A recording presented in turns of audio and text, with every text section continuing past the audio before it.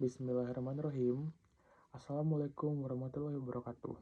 Pada kesempatan kali ini, saya akan menganalisis Holocaust dalam pengadilan HAM internasional. Sebelumnya, perkenalkan nama saya Wani Widi dengan NPM 221000236.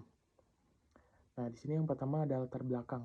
Holocaust adalah peristiwa genosida pada masa Perang Dunia Kedua yang dilakukan oleh rezim Nazi di Jerman di bawah kepemimpinan Adolf Hitler. Peristiwa ini menewaskan sekitar 6 juta orang Yahudi serta jutaan korban lain dari kelompok minoritas. Holocaust ini terjadi karena ideologi rasis dan antisemitisme yang menganggap ras tertentu lebih unggul. Pembantaian dilakukan secara sistematis melalui pengasingan, kerja paksa, dan kamp pemusnahan. Peristiwa ini menjadi tragedi kemanusiaan besar dan pengingat akan bahaya kebencian serta diskriminasi. Nah, di sini ada fakta utama dari Holocaust. Yang pertama itu ada final solution, yaitu solusi akhir. Yang kedua, kamp pemusnahan, Auschwitz, Treblinka, Sobibor. Kemudian yang ketiga, Einsatzgruppen, yaitu eksekusi massal. Yang keempat, ghetto dan deportasi massal. Yang kelima, kamar gas dan kerja paksa. Dan yang keenam, hukum Nuremberg dan perampasan hak sipil. Kemudian di sini ada analisis unsur genosida dalam Holocaust menurut pasal 6 Statuta Roma. Holocaust memenuhi unsur genosida sebagaimana diatur dalam pasal 6 Statuta Roma, mulai dari pembunuhan langsung, penderitaan fisik dan mental berat, penciptaan kondisi hidup yang mengarah pada kemusnahan, pencegahan kelahiran, hingga pemindahan anak secara paksa.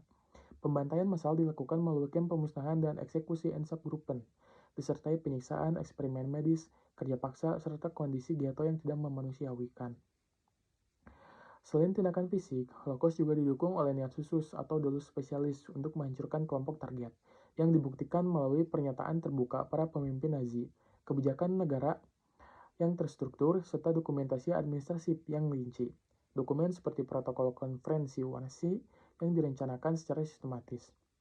Holocaust tidak hanya menargetkan orang Yahudi, tetapi juga kelompok Roma yang menyandang disabilitas melalui kebijakan pemusnahan berbasis ideologi rasial atau eugenika, menjadikannya salah satu presiden paling jelas dan penting dalam hukum internasional modern tentang kejahatan genosida. Selanjutnya ada analisis unsur kejahatan terhadap kemanusiaan dalam Holocaust menurut pasal 7 Statuta Roma. Holocaust memenuhi unsur kejahatan terhadap kemanusiaan sebagaimana diatur dalam pasal 7 Statuta Roma, karena melibatkan pembunuhan, pemusnahan, perbudakan, deportasi paksa, pemenjaraan, penyiksaan, penghilangan paksa, serta bagaimana perbuatan tidak memanusiawikan lainnya. Tindakan-tindakan ini dilakukan secara sengaja terhadap penduduk sipil melalui pembantaian massal, kerja paksa, kondisi hidup yang mematikan, dan kebijakan diskriminatif yang terlembagakan. Dari sisi mens rea, para pelaku mengetahui dan menghendaki bahwa perbuatan mereka merupakan bagian dari serangan yang meluas dan sistematis. Sebagaimana dibuktikan oleh pidato para pemimpin Nazi, perintah tertulis, serta dokumentasi administratif. Holocaust juga jelas memenuhi konteks with the spread of systematic attack, karena menimbulkan jutaan korban di berbagai negara dan dijalankan melalui struktur negara yang terorganisir. Dokumentasi seperti protokol konferensi Wannsee, laporan Einsatzgruppen, dan arsip deportasi menunjukkan sifat birokrasi yang terencana dari kejahatan tersebut.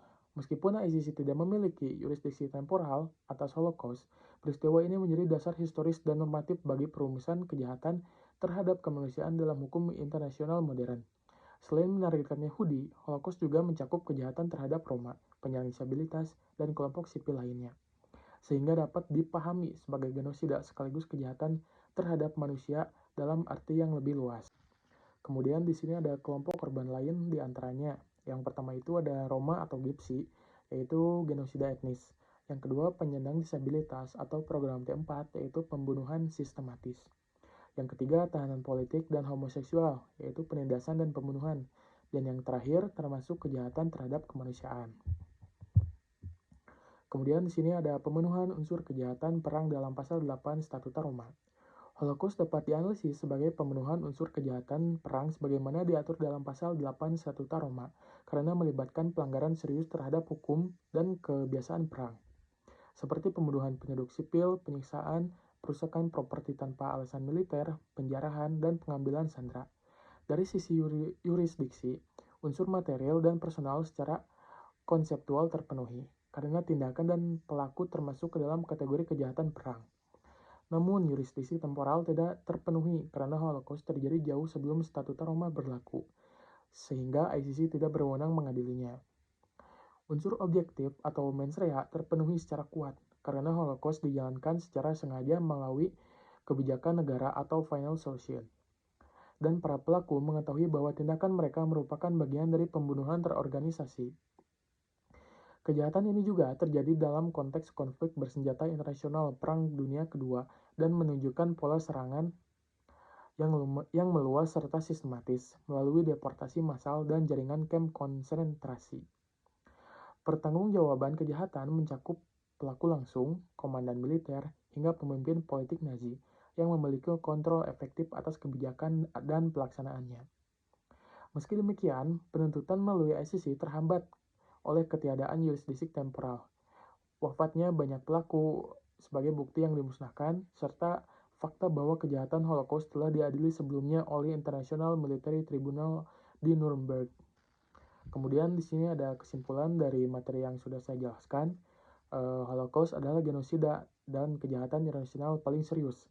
Dari beberapa materi di atas, semuanya memenuhi unsur mulai dari pasal 6, pasal 7, dan pasal 8 Statuta Roma.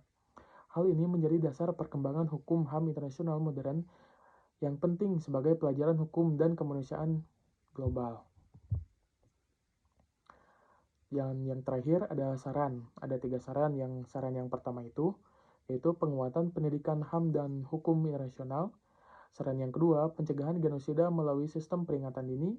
Dan saran yang terakhir, penegakan hukum internasional tanpa impunitas. Mungkin cukup sekian presentasi yang bisa saya sampaikan.